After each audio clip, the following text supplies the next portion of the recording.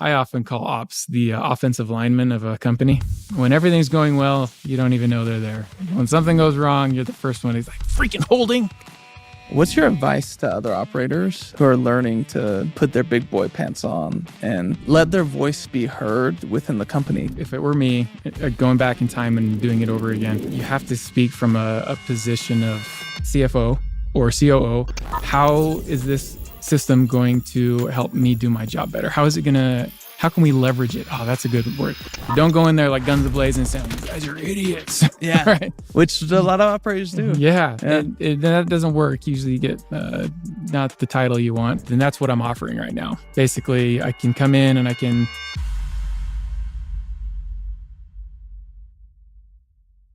All right. Welcome to Ops Unfiltered, Steve Clark. Thank you. Appreciate it. I'm happy to be here, Jared.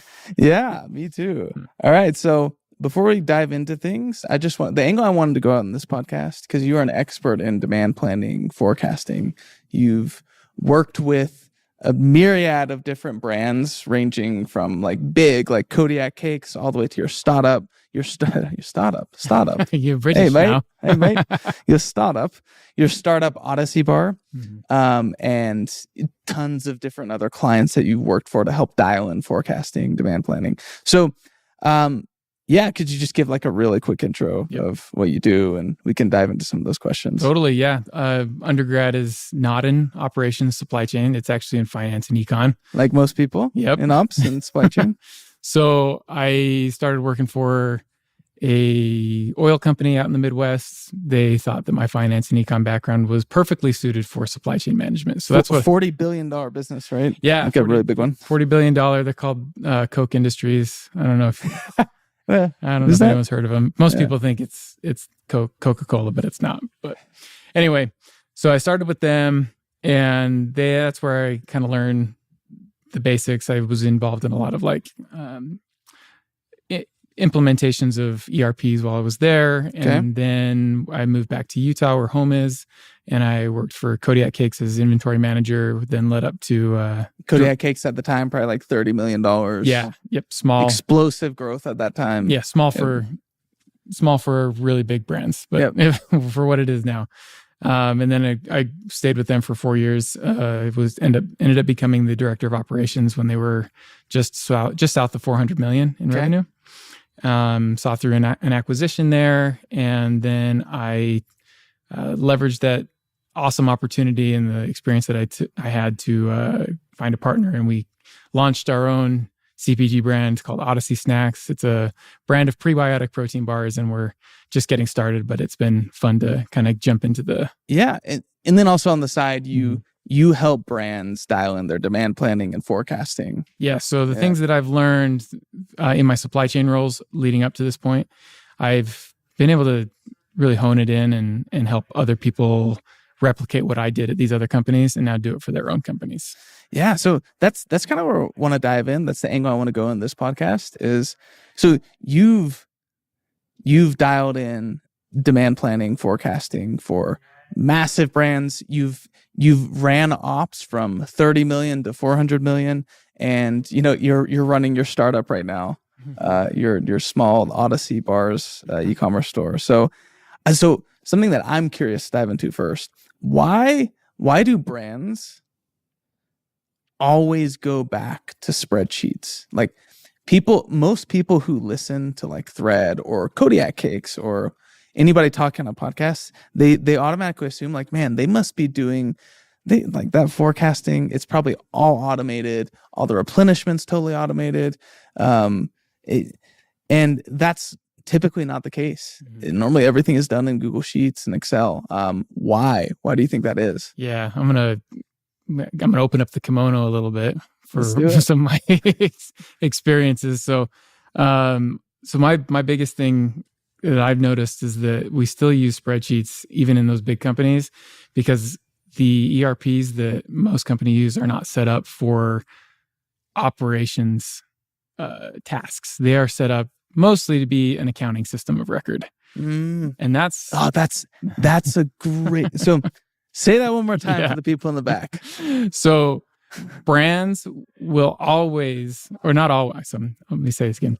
Brands will most likely, when they're setting up their ERP, say if they're just moving off of QuickBooks and it's their first ERP they're coming into, they will use that ERP as an accounting system of record, and they will neglect all of the operations activities that it can do as well. And I would add on top of that, typically the switch to an ERP is pushed by the finance person at the company who's like, man, we can't just use QuickBooks. And that's a whole nother discussion, but yeah, great point. Yes. Okay. So that's where it all started for me. So when I was at Koch Industries, I was put on the implementation team we were migrating from an old version of Koch Industries, $40 billion company. Yeah, huge oil industry. Migrating to SAP, right? Yep, we were migrating all of our international entities onto one SAP. And my division, I was put over the migration team. I was put over the master data team. And master data, for those who don't know, that is like all of the little inputs, all the little information about every single SKU that you need to know. That's dimensions, so size, weight, height, everything. Why do you need dimensions in a forecast? So the way we did it, we were vertically integrated production and everything. So when it's coming down to a planning system, you want to know, okay, how much product fits weight-wise on a pallet, how many of these units can fit on a pallet. If I have to like mix and match them, the whole system will palletize things for you in a way. Got it. That makes sense. So dimensions work, but for CPG brands, it's typically the master data that you really care about is it's your reorder point, your relative lead time. So how long does it take for you to place a PO and for that product to hit your dock, and your all of your inventory requirements and your minimum order quantities. Like those are the basics for brands. That's really all they need right now, but you can get more granular as if you get into your own manufacturing and stuff. And you experienced this at Koch Industries, at Kodiak. Why is it so hard to gather this master data, or maybe not gather, but gather and also keep it up to date? Why isn't everybody living in SAP? If SAP could actually automate all of this stuff, then why isn't every single brand using SAP right now? Yeah. So to illustrate my answer to your question, when I left Koch and came on to Kodiak, my first week I had a meeting with the CFO. And the CFO was telling me that they were migrating from QuickBooks into NetSuite. And I was ready to be like, okay, cool, let's go dive in. Let's find all the master data for the ops side of things. And he quickly took me off the team. He was like, we don't need this guy anymore. He's going to just make things way too long. Wait, why is that? Just like what I was asking, he was not ready to answer. He didn't think it was relevant for what we were doing. So you were shining a light on their... Yeah, I don't think he understood what the importance of it was. I think when he was put on this task, he was like, oh, we just need something better than QuickBooks. And all we were really focusing on were, the financial side of things. Right. And when I was saying okay, well, we also need to put in all of our, all of the master data that goes in for ops activities for demand planning and all that stuff. And we just weren't ready at that time. Kodiak just wasn't ready. And so to your question, where do you find that master data? At that point, Kodiak had grown so fast and had added so many SKUs and had, expanded into different categories so quickly that you sacrifice order and processes for speed and agility. And that's where I think a lot of brands get in trouble in the first place. Yeah, so it sounds like the biggest problem with master data, especially at smaller companies, is the processes it takes to upkeep those. Yeah. And I'd agree with you. I mean, so we also do basic forecasting for brands. Mm-hmm. And yeah, same thing. We need sales velocities, MOQs, a general lead time, maybe a buffer of stock, and all of that at a SKU level. And yeah, it is. That's why people think they want automated purchasing and automating replenishment. But what I tell people is look, I mean, a software could do that for you, but you're a 2-person ops team. I'll be honest with you. I don't think you'll be able to upkeep the data so that you can automate everything. So typically what people, it's funny for us, even for us, what people end up doing is we end up sort of replicating a live Google sheet onto our software, and it works. It's the most flexible way. I mean, with the data changing so much, I couldn't think of any other way to do it at Kodiak then through a spreadsheet, because we were gathering all the input from all the sales reps, and we were gathering all the information from the marketing team. And I tried. I interviewed several companies that were going to try and streamline our demand planning process. And the implementation was just taking so long, and it was so expensive. And we ultimately scrapped all of that, and they still use the spreadsheets that I built for them. Yeah, I've been gone for 2 years. Nice. That's awesome. Now that's a testament to either it's a testament to me, or it's a testament to the fact that sales and marketing is still king. Yeah, exactly. So walk me through. I'm curious, since you have this forecasting and ops experience at a variety of different sizes companies, what advice would you give to startups? Like, if you had to give one piece of advice on what is generally off in a brand's ability to forecast, like, what is the one thing you would tell them to build a foundation of a good forecast? I'd start with make sure you understand it by channel, right? So if you're selling in retail, brick and mortar, wholesale, right? Keep that separate from what you're doing on Shopify, and then keep that separate from what you're doing on Amazon, because each channel has its own growth path, like. So for the scrappy brands, or like maybe bring in some of your experience, for example, with Odyssey, where it's just a one-person ops guy or girl, and when you say forecast by channel, like, what do you mean? Do you are you talking like top-down forecasting, bottom-up? Like, what is the simplest way that they can just extract all of the data from the channels and just generally know? Yeah, that's tough. It's so hard because, by the way, I'm not ever don't ever think that I've figured the system out and I've got a crystal ball now. Hey, you'd be a billionaire. I know I would. What I feel like I've done better is using statistics to help with my forecasting. How so? Just using exponential smoothing and historical data to help forecast out, track seasonality, figure out where seasonality exists in your historical data, to then put it. So walk me through that, because this is really interesting to me, because like these are. Yeah, I'm super interested. How do you do that? Like, just take a SKU from a brand that you've helped before and walk me through how you've done that. So we'll take,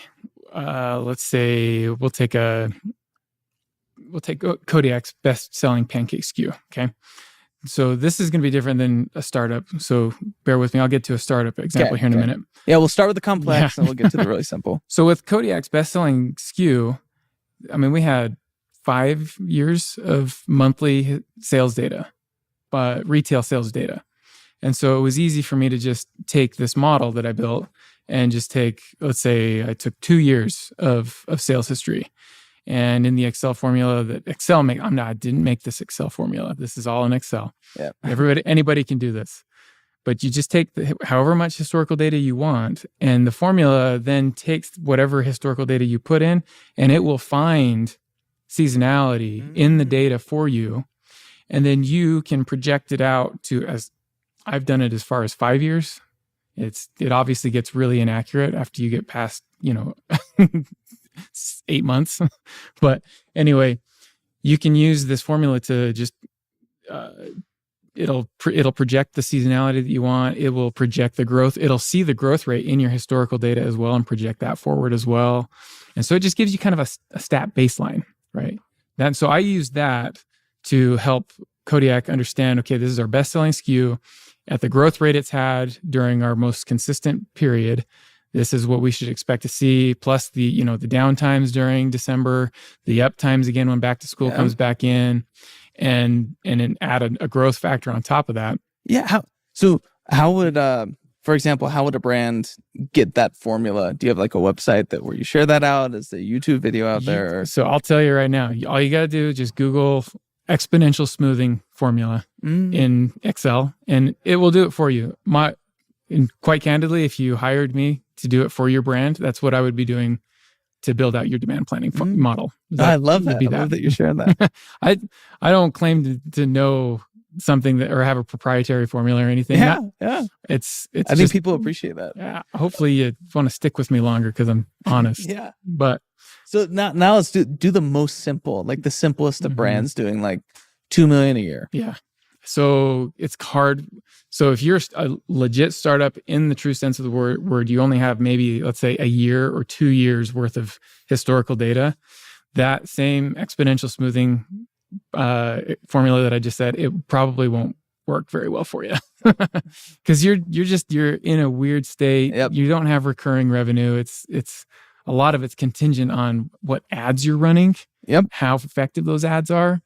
And so, or if you're wholesale, it's like the next biggest PO that you're gonna get. Exactly. Like you have no clue. Exactly. And who knows how long it takes for them to sell through their pallet that they just bought from you. And so how does a startup actually effectively forecast? Because like I've been there with small companies, and it seems like the best way to do it is just to do it ad hoc, top down, channel by channel. That's what it feels like to me. But like I don't. No, you're absolutely right. So that's exactly what I do for Odyssey. Like I'm looking at my Shopify sales data, and I'm like, okay, we did this. We've done X last month, and this is how much we did. This is how much we did in paid ads. This was the conversion rate of the paid ads. We're going to do this much more in paid ads next month. And I just have like some back of the napkin weird math of like, okay, if my increase of ad spend equates to X amount of revenue. And that's how I do my forecasting based on ad spend right now. Got it. Okay. Well, that's interesting. Yeah. And it's all based on ad spend. It is. And let's be real too. Like the problems that I run into with running a startup is that my volumes aren't very big. And so it's hard for brands to hit scale, right? Well, if you're at scale, great. That's cool. My problems are not that. My problems are that I'll place my minimum order quantity with my manufacturer, and that product will last me 2 to 3 months. Wow. Whereas at Kodiak, I was used to reordering like every 3 weeks. I was placing a PO every 3 weeks. Interesting. That's what you want. Okay. So my next question would be, what are some issues that, I know there's a lot of brands that listen who they do wholesale and they do direct to consumer sales. Yep. So obviously you're going to divide out those channels. Wholesale forecasting, and I guess you classify like big box retail. What's the best way to forecast that as, say, a brand doing 10 million or more? So it's still, they're almost like, and they're just now branching into big box retail and specialty wholesale. How do you not have that break your forecast? And what do you do with that? I deal in a lot of probabilities as well. Okay. So you're right. So breaking apart like wholesale. So let's say you've got like an account on fair.com or something, right? Very common. Yep. And so that kind of demand is sparse, and it can be, it's not going to be as consistent as big box as a grocery store or Best Buy or something like that. So I would still keep those two separate in different channels. The best way when you're getting into big box or in any kind of retail store is to put your whole list of all of your potential customers. And I always assign a probability of them coming in at that month. And I do kind of like a risk adjusted total demand view, right? Because there's going to be times where you're like, okay, let's say. Yeah, but put that in layman's term. Yeah. Say like you have your top selling SKU.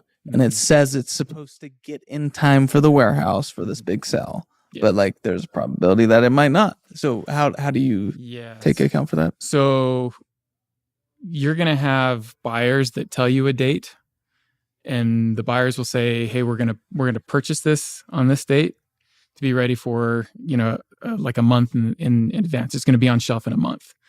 But if this is their first order, chances are it's going to be on time. But that reorder, you don't know if they're gonna burn through that in a month. You don't know if they're gonna burn through it in a month and a half. And so I always put some kind of risk adjustment. So a probability. That's where risk adjusted means if I say I've got 100 units that are gonna get sold, but I assign it a 70% probability, it's really my risk adjusted is 70 units. Oh. Got it. Got it. Risk adjusted forecasting is hard if you only have one customer. But if you've got 10, 15 customers that you think are going to come in a certain month, you assign a probability to them and you apply that to the quantities you think is coming in, you can get pretty close to what's actually going to happen. That's awesome. Now, let's couple rapid fire questions here near the end. You came into Kodiak Cakes and they were switching from QuickBooks to NetSuite, correct? Walk me through that. How was switching systems? Was it a massive pain? Why? Yeah, it was a massive pain. So just the overall learning, you feel foreign in a new system. Like QuickBooks, I knew you know exactly where to click, you know exactly where to go. And we didn't hire a consultant to coach us, at least on the ops side. I think accounting did, but ops didn't get a consultant to teach us how to write POs, how to reconcile inventory. Why is that? Why do you think ops are forgotten at companies? I often call ops the offensive lineman of a company. When everything's going well, you don't even know they're there. When something goes wrong, you're the first one. He's like, freaking holding. Gosh. Exactly. So, it also probably was, we didn't make a big enough deal about it. Had we had a voice kind of saying, hey, we need to make sure that all these other intangibles about how ops gets their job done in the system is just as important as accounting does, then we probably would have been fine. And what's your stance on an alternative? So at the time, you didn't speak up, or whoever leadership didn't speak up. What do you think there's an alternative to NetSuite or Acumen, the big ERPs? Could you scrap around on spreadsheets? So my experience, I was in a $30 million company that was doing spreadsheets and was doing just fine with it. And we had several opportunities from 30 million to 350 million to jump in and buy a really expensive third-party add-on to NetSuite to help us do all of the stuff that our spreadsheets were doing. And we never found a better solution than what we were doing on our own. And so, yes, you're quite frankly, I think brands do not need to jump into a big ERP as fast as they think. I think they could do exactly what they could do with QuickBooks. I don't think Kodiak, what we were doing at least on the ops side of things, I can't speak for accounting, but I think we could have done well with QuickBooks Enterprise for a lot longer. Yep. Yeah, obviously that's why Luminous exists. Exactly. We're trying to fill that gap in the market. You don't have to jump to NetSuite. In fact, when you dissect the reasons why brands do it, it's typically pushed by a financial reason. And even QuickBooks, quote unquote, not working for bigger brands, it normally has to do with how COGS and financials are pushed to QuickBooks. Yep. Less so QuickBooks sucks and you can't grow with it. I'll even give you another plug for why I think Luminous is a good option for brands. If you are a brand, if you are a company, and your exit strategy is to get acquired by another company, they already have their own ERP system. And you're going to have to go through another migration once you get acquired. So you spend all that money to, jump from QuickBooks into Oracle That's a good point. or whatever, right? You're going to get gobbled up by somebody that has NetSuite. Yeah, you hope it is, right? That's the hope. And so the easier it is for you to transition over into whatever they're using, it's better. Yeah. So last rapid fire question.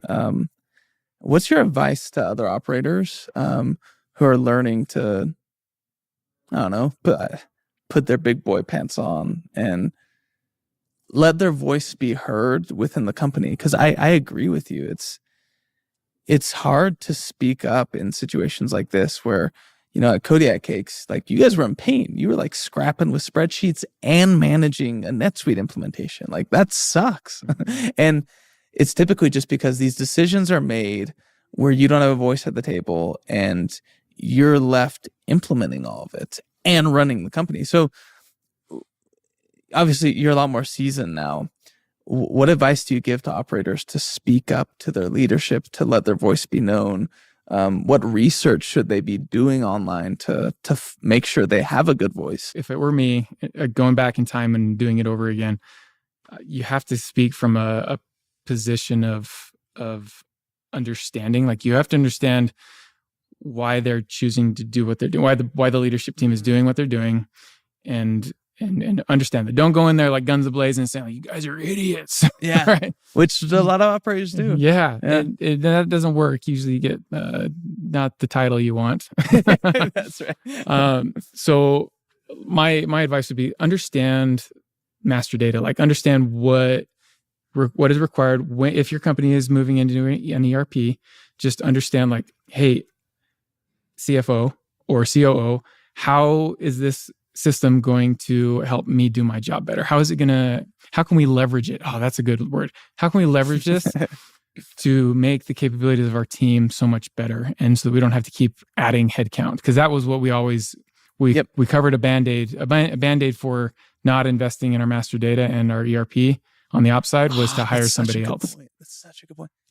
And being you can articulate that now, where you could sit in front of a CEO or a VP of ops or something and be like, hey man, we can either keep adding headcount and have really complicated software to manage that headcount, or we could actually simplify it and put some better SOPs in, and a much simpler software could do this. Yes, absolutely. Yeah. Being able to articulate that, not being overly aggressive, like, you guys suck, you just don't get this, I'm on the ground. It's like, no, like, understand why they're doing what they're doing. They're doing this because they want to scale, and they see the current solution not able to scale. So yeah, articulate your reasons why that doesn't work for ops. And that's also a reason why Luminous, like, that's why I'm making content. You'll see a lot of themes in our podcast, finance people choosing big ERPs, or, why big ERPs aren't necessarily the best fit, how to better forecast. Like, we hit some of the same themes that a bunch of brands are going through. So hopefully by watching this podcast and Luminous content a bunch, like, it'll equip operations with some more high level knowledge on how to approach these conversations. But totally.